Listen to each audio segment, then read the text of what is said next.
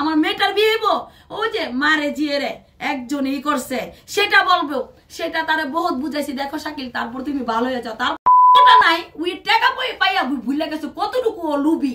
আমার রক্তের মধ্যে কোনো গ্রুপ টেস্টের মধ্যে কোনো নেশার কোনো কিছু পাওয়া যায়, এটা আমার রক্ত পরীক্ষা হয়েছে। আমি কোনো মাদক খাই কিনা, কোনো আমার বিভিন্ন ধরনের আমার শরীরে রোগ জীবনও আছে কিনা, অনেক নিউজ হয়েছে তো আমার নিয়ে, এর জন্য এটা করা হয়েছে। তখন আমি বলছি ডক্টরে, আমি গ্যারান্টি আপনাকে দিলাম একটা সিগারেটের একটা ধোঁয়ারিও আমার শরীরে পাইবেন না। হ্যাঁ, আমার শরীরে কাটাছির আছে, সাকিবের জন্য আমি কাটছি ভাই।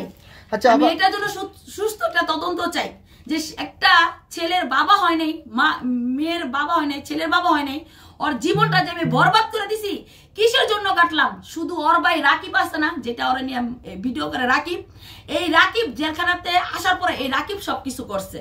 আর ওর মা আমার মাইরা লাইতে লইছিল, এই জায়গা গলা টিপ দিছে। আমার মোবাইলের ছবিগুলো আছে, আমি ছবিগুলা দিব, মোবাইলের ছবিগুলো আছে স্ক্রিন পেপারে, সেই ছবিগুলা দিয়ে দিবেন। আমার এখানে ঘুষি দিয়ে আমার এই দাঁতটা লড়াই ফেলাইছে, আমি এই ছবিগুলো সিডি করে স্ক্রিন পেপারে দিয়ে দিবেন। আর এই জায়গায় আমার গলা টিপা আছে, এগুলো সব আছে।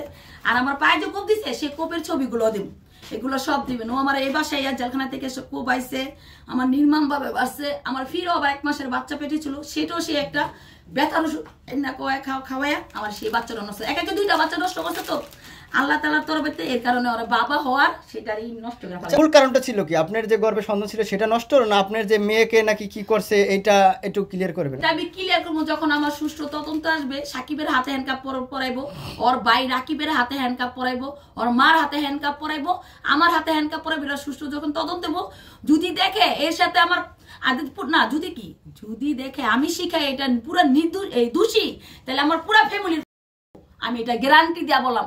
আর যদি দেখেন ও দোষী, ও একটা খুনি যদি হইয়া থাকে, ও একটা ছলনামোহিনী, একটা কালনাগিনী শিখার বোন হয়ে গেছে ও এখন আমার, ওকে তুমি ছেলে না।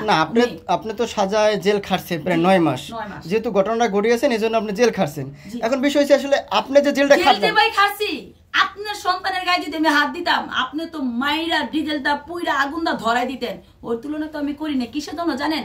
আজকে আমার ছেলে যদি বিয়ে করে, আমার ছেলের বলবো যে দেখ ওর বইনেরা ওরা না এটা করছে, আমার ছেলেটা সারা জীবনের জন্য নান্নতের এই খোটার হয়ে গেছে গা।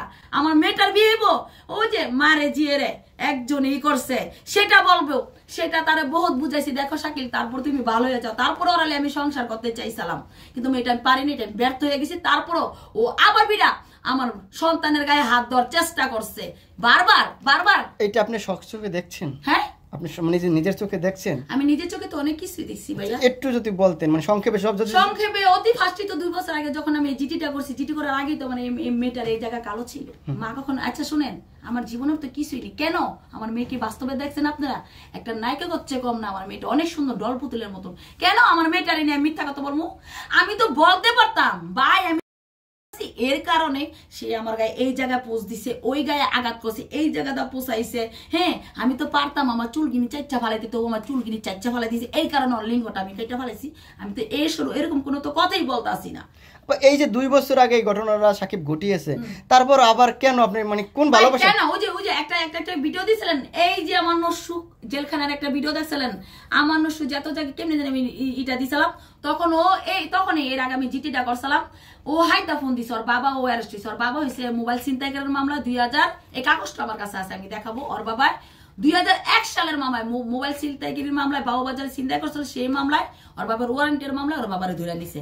ওর বাবারে আনতে যে ও ধরা পড়ছে, বলছে আমি জুনিয়র সাকিব, আমার সে বাবার নাম শাকিল ব্যাপারী, এই ওরও আটকালেছে। ওর নামে ওই যে যৌতুক মামলা দিছি আমি, আটকালের পর সাথে সাথে আমার কল দিচ্ছে। কল দেওয়ার পর ওই রাতেই ওর কাছে আমি ছুটে যাইয়া 1 ঘন্টায় মাদারপুর যাই। এর পরের দিনে ওর আমি 35,000 টাকা ধরে আমি জামিন করছি। ওর বাপের করছি আমি 33,000 টাকাটা জামিন। ভাই এদিকে আমার টাকা না? এই যে মোবাইল কিনা দিছি, এই যে বাইক কিনা দিছি, এই যে মাউথ কিনা দিছি, এই যে ভালো ভালো খাবার দিছি, 200 টাকা করে গাঞ্জা, 2টা-3টা করে বাবা মদ, এই যে কক্সবাজার, এই যে সিলেট, এই যে ওর মিডিয়ার মানুষগুলো আসে, ওর বন্ধু বান্ধব আসে ভিডিও বানায়, ওর পকেটে টাকা দিয়া করছিল। এই ফকিনির পোলা, মায় তো মশলা বাটায়, মেনসের বাইত কাজ করে, ওর পুরো জাত গোষ্ঠী মেনসের বাইত কাজ করে, ফকিনি টোকাই। আজকে শিকার কাছে যখন ছিলি টাকা হাতাইছ, শিখায় যখন তোরে নিজে রাখা আসে পড়ছে, শুয়ে আসে পড়ছে, এখনো তুই টাকা আছে, 28 টাকার বিছনায় ঘুমাস। তুই শুক্রিয়া কর।